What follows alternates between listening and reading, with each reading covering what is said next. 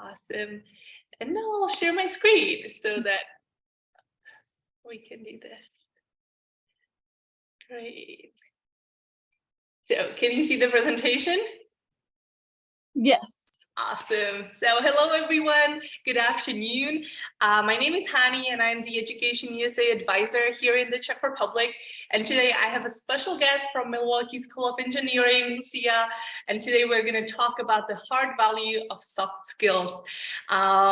It goes, well in hand because you're preparing your application and so forth. So this is good to know what to put into your application.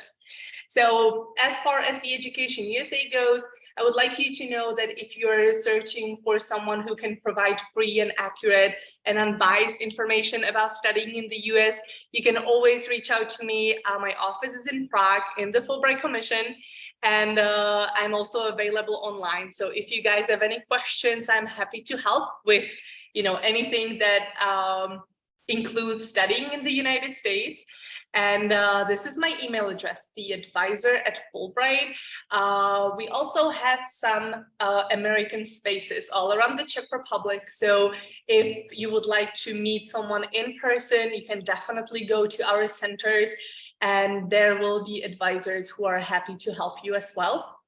And apart from these webinars and live streams such as today, we also have a library in the office here, so you can borrow some SAT or TOEFL books, and we offer consultations. So feel free to reach out, and I'm happy to schedule one-on-one meeting and just answer all of your questions, or you can send me an email.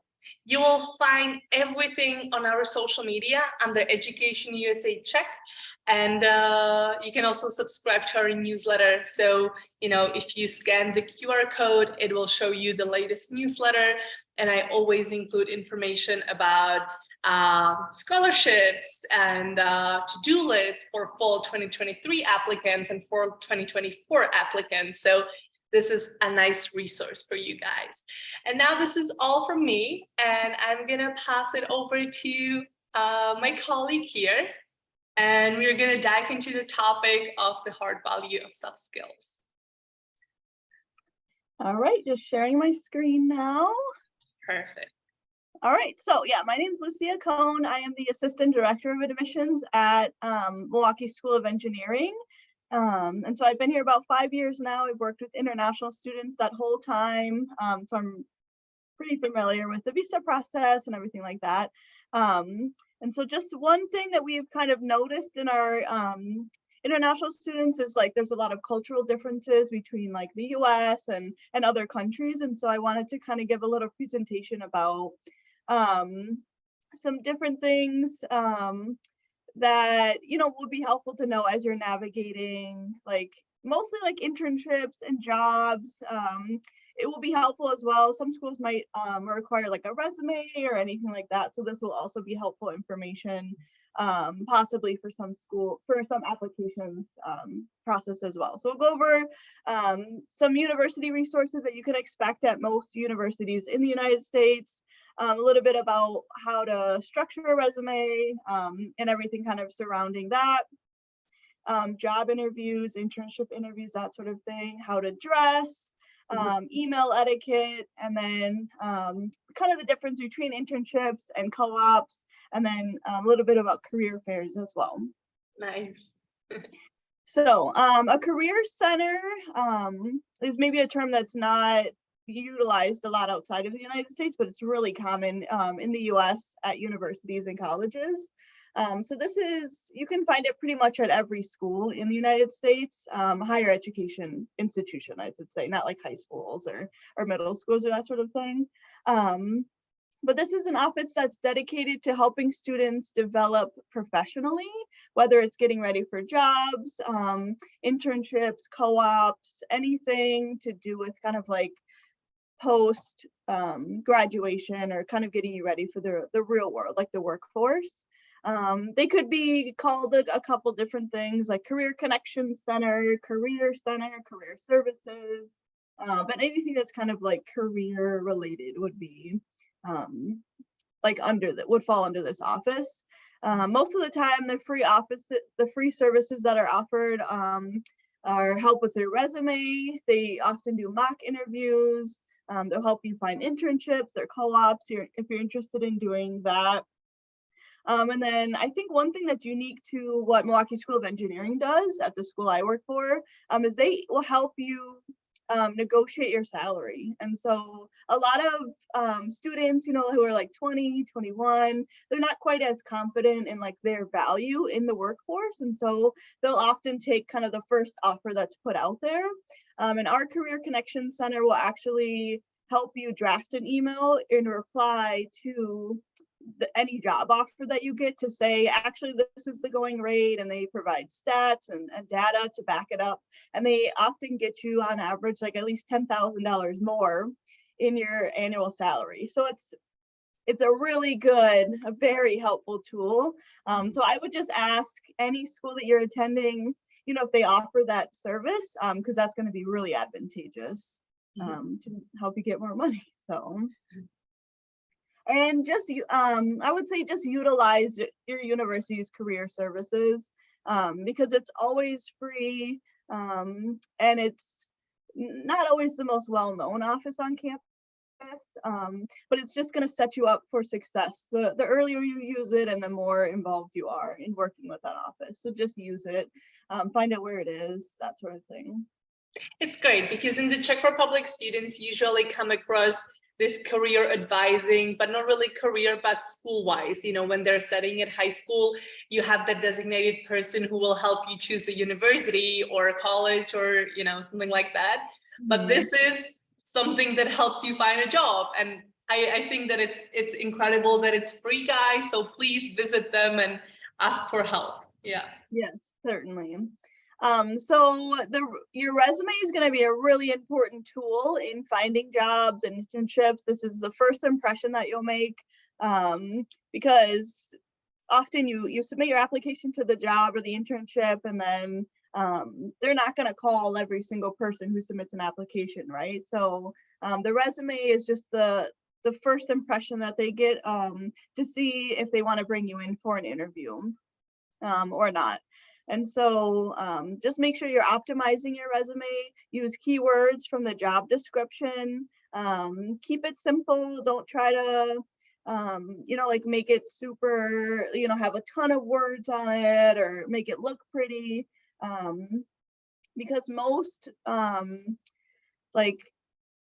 organizations, jobs, companies, they use an applicant tracking system. It's all like through AI nowadays, artificial intelligence. And so most people are not actually looking at those resumes. They're just going through a service or a technology system, and they're just pulling out keywords and they're pulling out resumes that fit what they're looking for instead of like looking at the resumes one by one.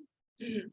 So make sure that you're optimizing your resume for that. And we'll talk a little bit more about that on the next slide.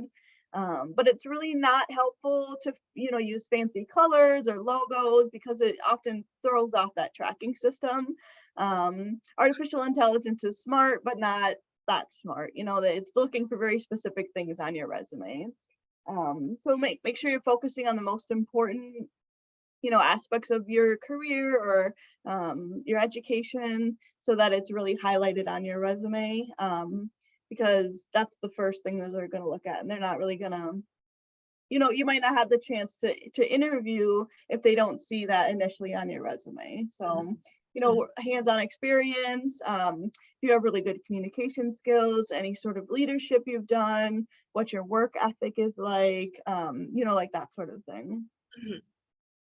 Is it true that on your resume in America, you don't necessarily put a photo? Actually, yes. So on the next slide, we'll talk about a poor example. So yeah, you're right on track with that. Yeah. So, yeah. So these are just some key things that you want to make sure that are on your resume. Because these are all things that the AI tracking systems will be looking for. So make sure your full name is on there, email address so that they can contact you if they want to bring you in for an interview, phone number, of course, If you have a LinkedIn, I would highly recommend you get a LinkedIn, and we'll talk about that a little bit later in the presentation. A little summary about who you are, explain a few sentences that explain your key experiences, your top achievements, top skills, that sort of thing. They want to see a summary of your education. So if you're like in the process of getting your bachelor's degree, you would just write when you started it, what the degree name is, and then like an anticipated graduation date. If you've done any sort of internship experience, definitely write that on your resume. Any sort of technical skills you have, if you've worked with, any sort of like technical programs, for like architectural engineering, they use certain programs versus like psychology major would use other, technology in their degree. And then any sort of work history you've had, and then leadership and your interests are optional. But if you have room on your resume, you certainly can put those, but it's not like a have to have on your resume. And then as an international student, we also recommend that you include that you're on an F1 visa, excuse me, and that you are authorized for CPT or OPT, which is, I never remember the exact, curricular practical training. An optional practical. Yeah. So those are like CPT you would do during your studies, and then OPT is once you graduate, you can stay in the US and do, work here a couple years. Because some companies might not be familiar with the visa process and that you are actually eligible to work in the US. And so they might, see, they're from China, they can't work here, but make sure that you write that yes, you are authorized to work, and you can work in the US under your current visa. So. Do you also include, because you said that this is something that you should have in your resume, but do you also include people that the potential employer can call for recommendations or something?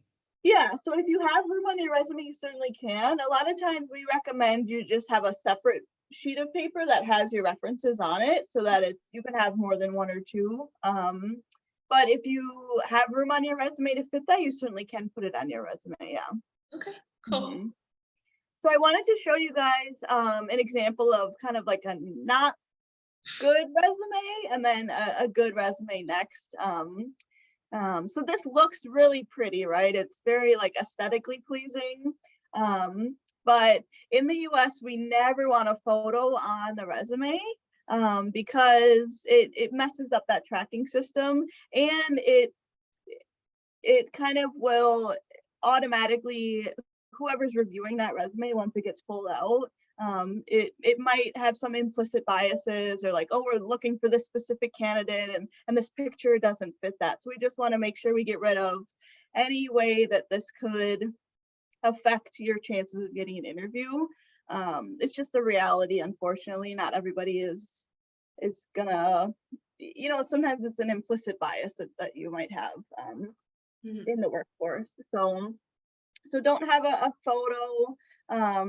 This also, the way that it's designed, so it has like education and then the middle skills and then on the right certificate. So these columns won't like track in that system very well, because it really wants to see something like this where it's like, it doesn't look pretty, but it has everything, all the words, and has everything that like the tracking system is looking for. It. So I personally think this looks kind of ugly, right? It's not like very aesthetically pleasing, but this has everything that the tracking system will pull out, and it's really easy for that tracking system to look through it, and it has all the keywords and everything like that. So I actually have a question, Lucia.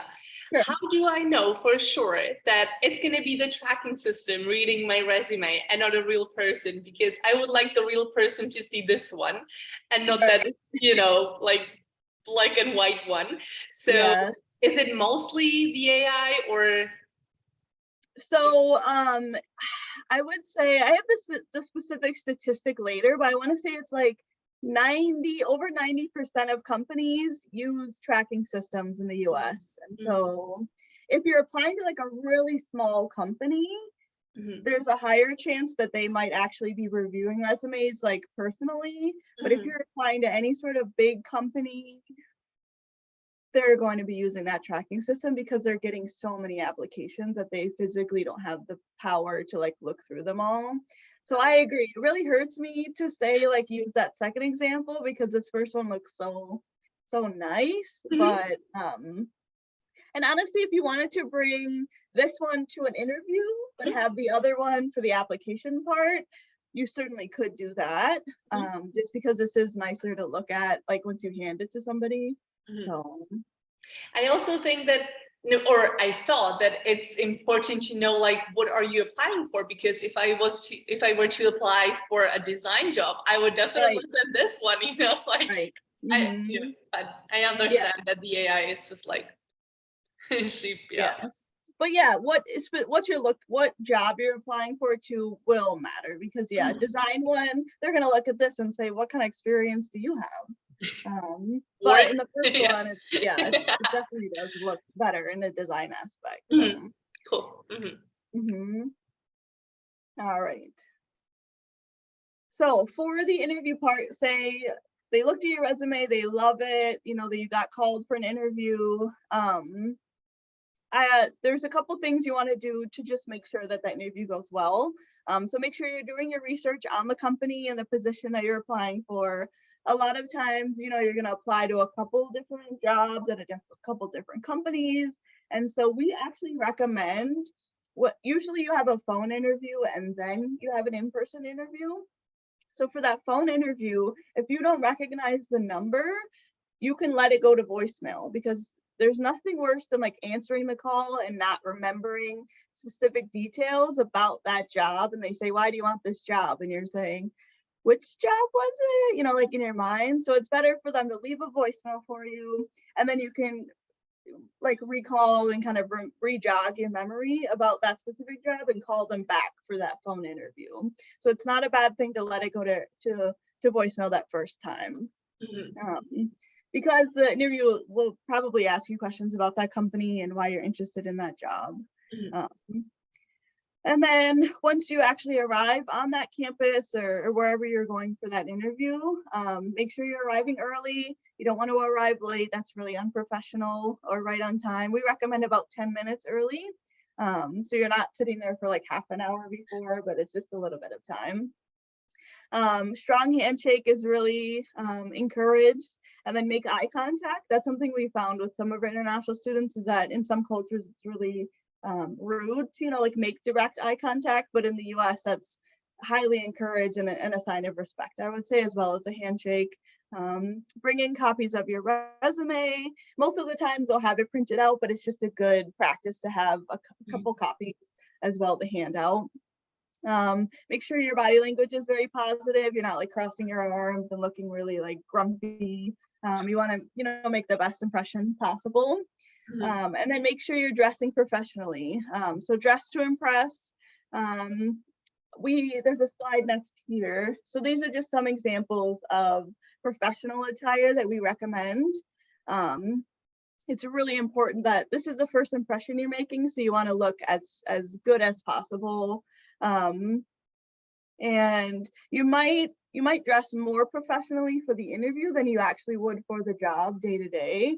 So most people, are not wearing a full suit and tie to work every day. Some jobs do require that, of course, but usually you dress a little bit more casual for the actual job, but much more professionally for the interview.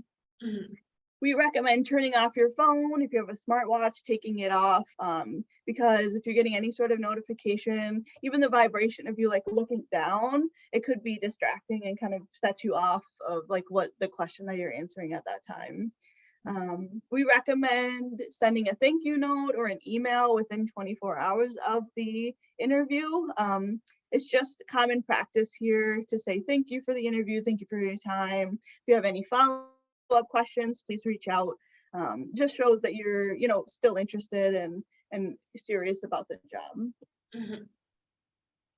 So I wanted to go over a couple sample questions for the phone screening part. So these are just some pretty common questions that get asked here in the US during the phone screening part, which is separate from like the interview in person.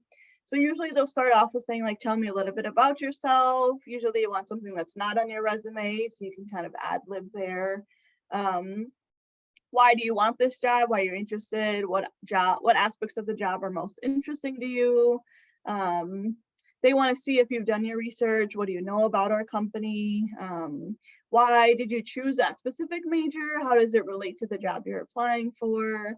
So this is just kind of like a very surface level kind of screening, and then they'll go into the like nitty gritty kind of more specific job related questions in the second round of the interview.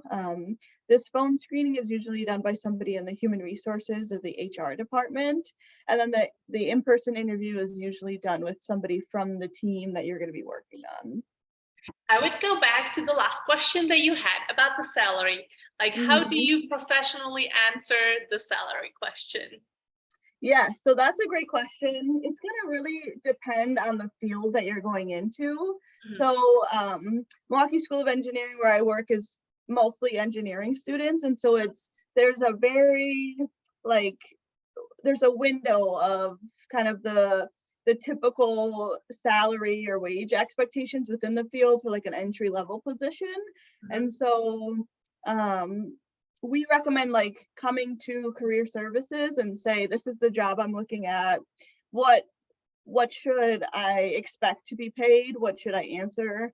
So I would say for this, just do your research. You know, if online it says, you know, it's anywhere from like 20,000 to 40,000, that's a big range, right? And so you don't want to say 20,000 and kind of lowball yourself, but you also don't want to go on the high end and expect too much, because then it could just disqualify you right away if they say, oh, she's not gonna want to do the job because we're not paying that much. So I would say use your career services office to get a good gauge of like, you know, in Wisconsin, the salaries are different than if you were to go to school in California or Texas. And so it's a regional kind of as well for each specific job. So it's a tough question, but it's one you definitely do want to answer correct, because it could disqualify you for the job. So yeah. Thank you. So here's just some questions.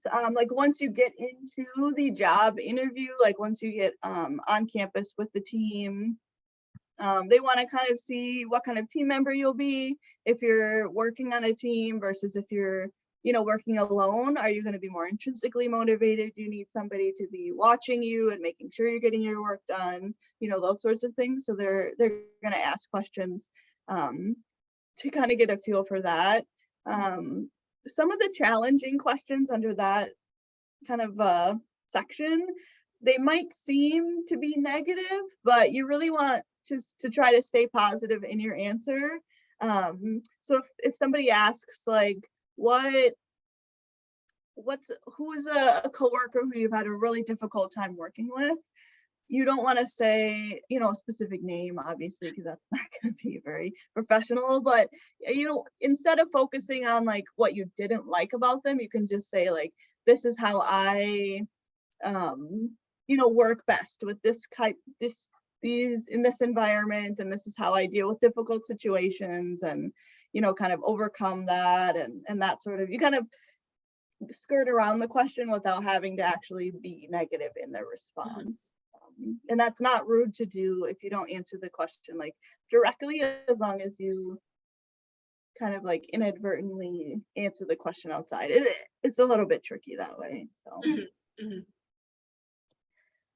and then they're always going to ask, do you have questions for me? And this is a difficult one, because a lot of people say like, no, I'm okay. And that's okay to do, but it's really going to set you apart if you do have questions for them, because it shows you've done your research and you're really interested in the job and really invested. So if you're familiar with the company, you could say like, you know, tell me what types of projects I might work on, what kind of team will I be working with? You know, ask a question that you might have from doing that research on the company, like what are some new or current or like finished projects that the company has worked on. that sort of thing. So these are just some good examples of questions that you could ask really for any job. They don't have to be specific to any kind of field, which is nice. Yeah, guys, and for those of you who are watching, I feel that this is super important because sometimes, and some of you were offered or are going to be offered, even like school interviews when you're applying to school. So please take them and please have some questions ready, because some of the alumni or some of the people who are going to do the interview with you, they're going to give you that question like, do you have any questions for me? So be ready. This is amazing for the job, of course, but translate it even into your school application before you apply for a job, because this is a question you're going to get, and just, have some smart questions ready. Because it's hard in the moment to think of something, so it's good to just have it, if you have it written down on a piece of paper, that's helpful. If you need to go on your phone, I wouldn't recommend looking at your phone, but if there's a way that you can just jot these questions down so you can reference them, that is going to be good. So you're not like caught in the moment, oh, what are the questions I have? So yeah, cool. So a little bit about email etiquette. We found this to be kind of a cultural difference as well for international students, is like what's proper etiquette, talking with your professors as well as, in the workforce as well. So a lot of our students will be, very casual in talking with their professors or with, their employer once they're hired. Or even like during the application process of school, you might be communicating with your admissions counselor or somebody from the university, and every email you send could be, taken into account like during the application process. We personally don't do that at Milwaukee School of Engineering. We're not going to discount you if we get an inappropriate email, but I can't speak for other schools. So make sure you're always starting off with like some sort of greeting, hello, good morning, that sort of thing, and then ending with like a farewell, thank you, sincerely, and then your name, instead of just typing, in the subject bar, in the subject line, like what your question is, having a thought out email. I've gotten a lot of emails from students where like the whole email is in the subject line, which is tough to read. So make sure you're using appropriate punctuation, grammar, full sentences. And then a lot of schools will have like instant messaging system, whether it's like Slack or Microsoft Teams, WhatsApp, those sorts of things. It's very easy to just slip into like a very casual, type of conversation, which is okay sometimes. But I would recommend only messaging your professors or like your colleagues, like if you already have that relationship with them, to be casual and kind of texting that way. Don't expect an answer from your professor. If it's at 2 a.m., don't expect them to answer within half an hour. Those are outside business hours, that sort of thing. It seems really silly to mention, but we've had this issue with students, both domestically and international students. And so just wanted to mention it. So. And please start early with everything, because then you don't, encounter this like last minute rush where you need something on Sunday at 6 p.m. And it includes professors and the academic stuff, but also the advisors here. So, respect the free time. Yeah. Certainly. So these are two systems that we use a lot.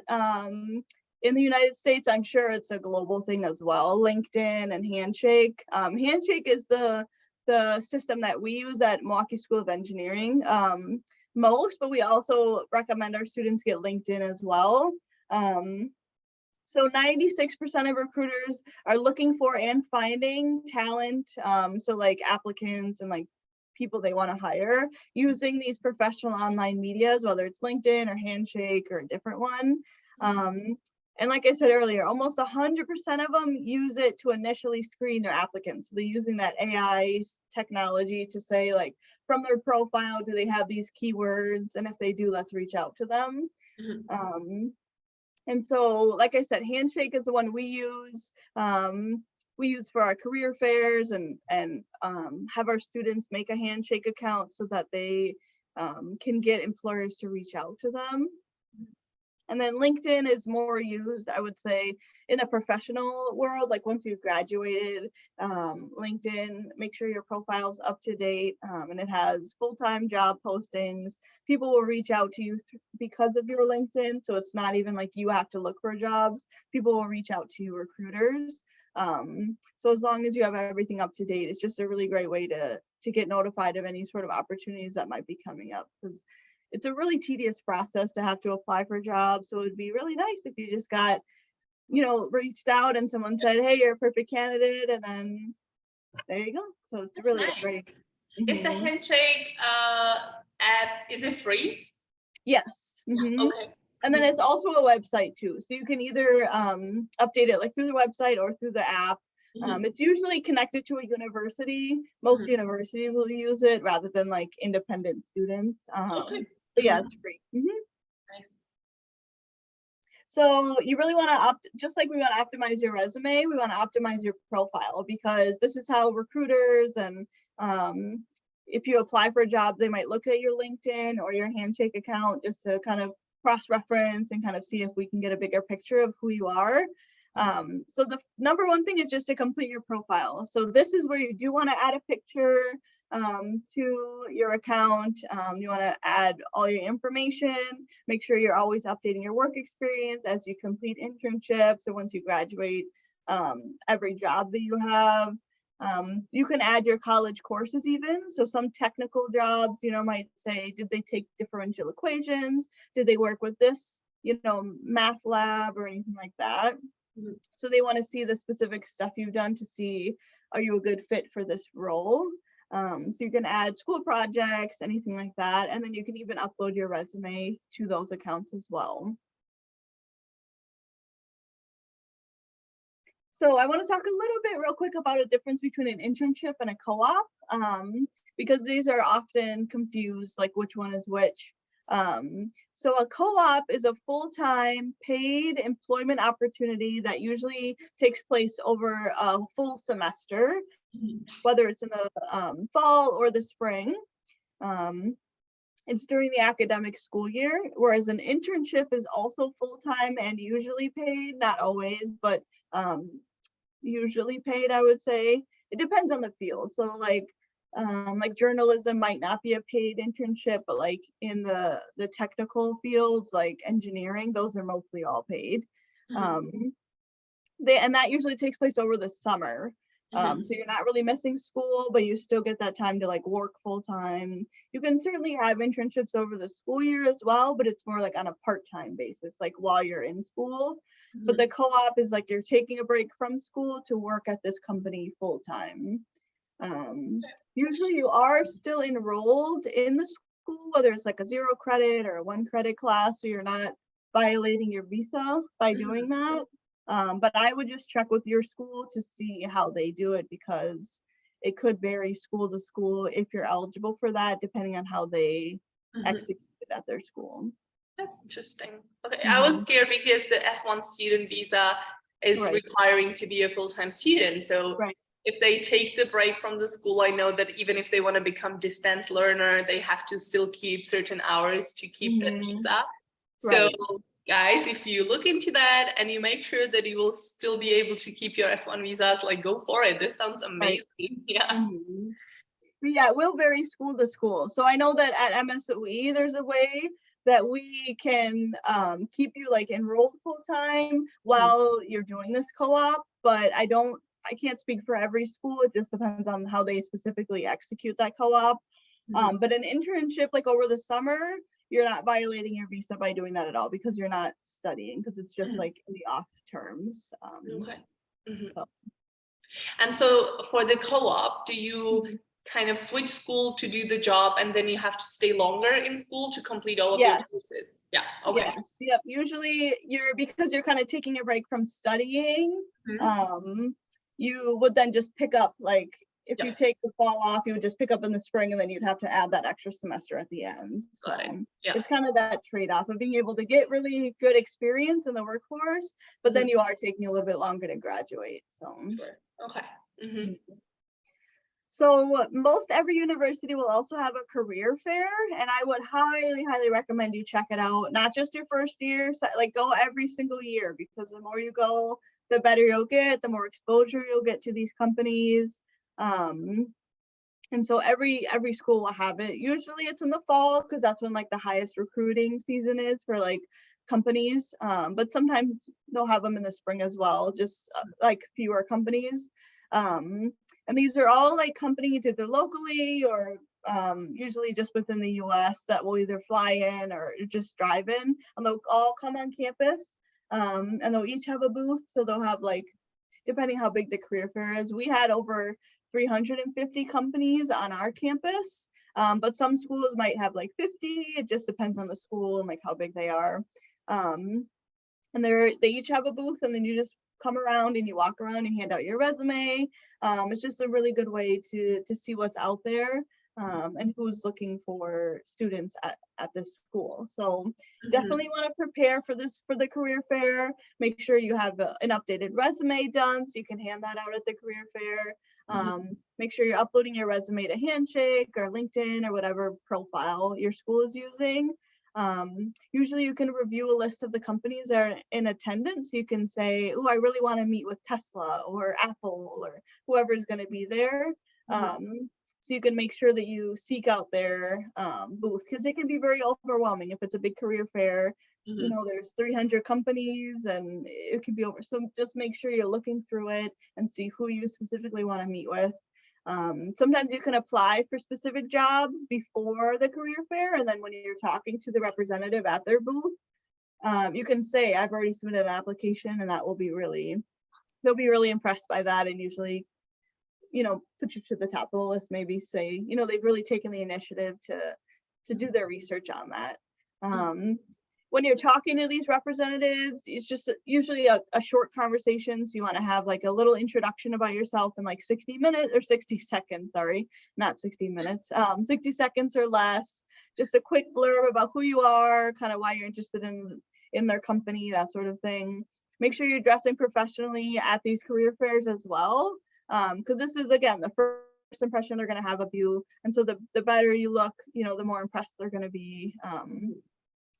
And then make sure you have like a padfolio ready where you have like we recommend like 20 resumes, but however many resumes you want, a pen with some paper so you can take notes during it as well. So just come prepared to the career fair, I would say, and definitely go every year because it's just going to show initiative if you're a freshman coming in, you know, in your first year. Even if you aren't applying for jobs, it's just good to see kind of what's in your future, what you could apply for in the future, you know, that sort of thing. That's cool. All right, well, that is all I have. So here's my contact information. If you have any follow-up questions, you can either reach out to me or, you know, Hani's office, whatever.